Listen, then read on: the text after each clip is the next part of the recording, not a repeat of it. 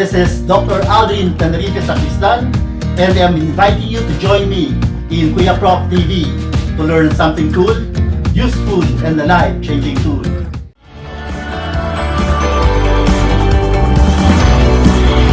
Kuya Prof!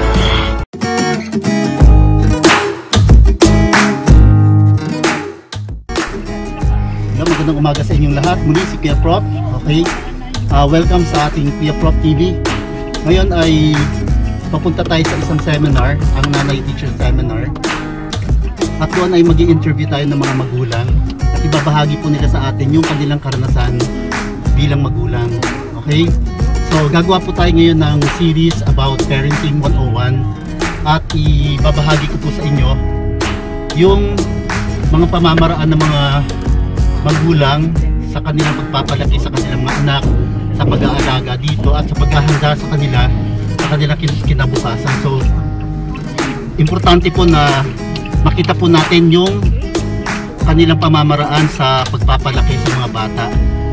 So ito po, welcome sa ngayon lang po nag-tune in sa Kuya Prof TV.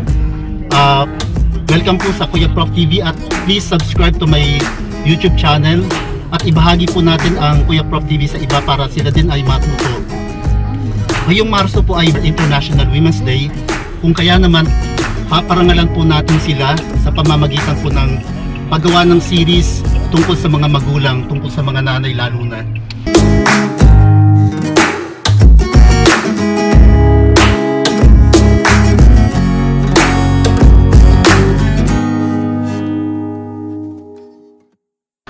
I am a mother of 4. Iba rin ang ages nila. Merong 21, may 20, may 17, and 13. So, lahat sila millennial. Actually, ako ang learning sa proseso.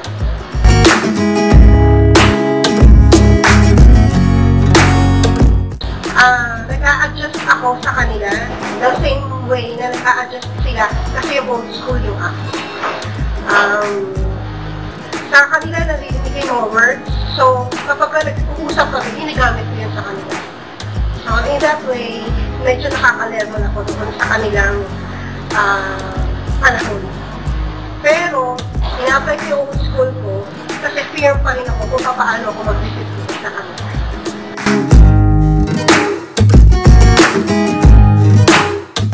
Sa kanila kasi iba-iba.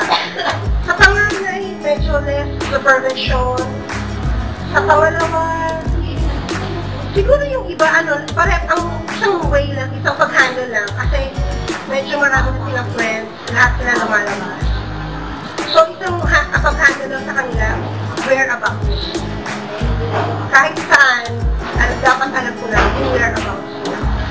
Yun lang. Ngayon, pagdating sa friends, I always say na drink moderately, hindi maiwasan kasi always yung akin. So, drink moderately, kung maaari, may body system.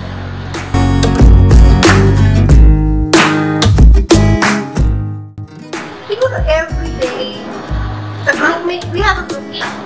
So, meron na lang doon na reminder, never-ending reminder na today, o saan ka pupunta, remember na be early na umuwi, o kaya mag-ingat ka, and yun lang naman. At saka lagi ko lang din sinasabi na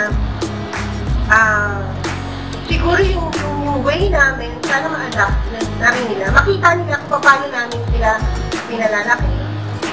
Kasi gano'n din yung ma-adapt nila later on.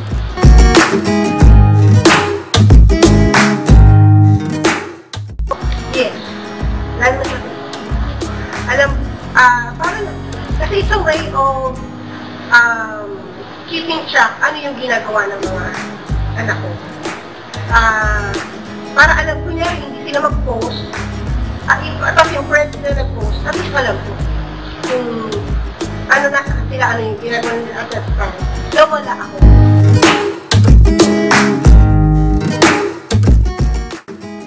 Iitigin ko yung iba. Yes. Kasi we exchange life notes. We exchange, ano yung, parang may confirmation. May lakad sila sa ganito. So, yun, meron tayong, may confirmation. Kung ako na ano anak ko, concern ka sa anak ko, pero nagtatanong ka dun sa parent no friend ng anak mo.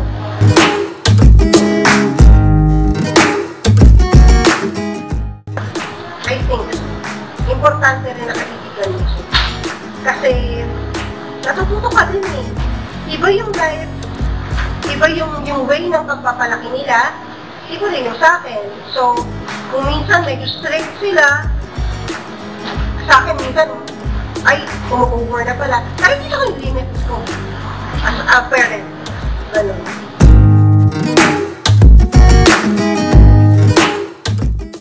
Parenting doesn't come with a manual. So, wala kang tamang paraan na sinasabi na yun, itinuturo kung paano magulang.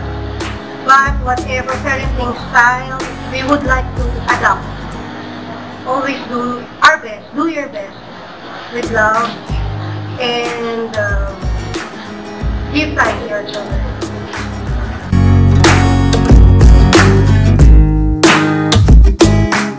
Okay mga kaibigan, narinig po natin kanina yung ating interview sa mga magulang at kung paano nila pinalaki yung kanilang mga anak. Alam po natin na talaga namang walang perfectong magulang at mahirap po maging magulang, pero napakasaya po maging magulang at nakita po natin kung paano nila inihanda yung kanilang mga anak sa kanilang kinabukasan. Importante po na binibigay natin sa kanila kung ano yung pangangailangan nila at dapat po hindi tayo sumusuko sapagkat habang may buhay may pag-asa, sabi nga nila. Maraming mga challenges sa buhay pero hinahamon po tayo na maging responsive parent po talaga tayo. So yan lang po mga kaibigan, at ang gagawin po natin ngayon ay series ng Parenting 101. May in-interview po tayong 5 magulang at ibibigay po nila yung kanilang karanasan sa pagpapalaki sa kanilang mga anak at yung kanilang karanasan bilang magulang. Napakasaya, sabi ko nga, ang pagiging magulang ay isang walang hanggang pasasalamat sapagkat hindi lahat ng tao ay nabigyan ng pagkakataon maging magulang. Okay? Maraming salamat po. Muli, ito si Kuya Prof na nag-iiwan sa inyo ng Change Your Life Now by Changing Your Mindset. Kilos! Ayos!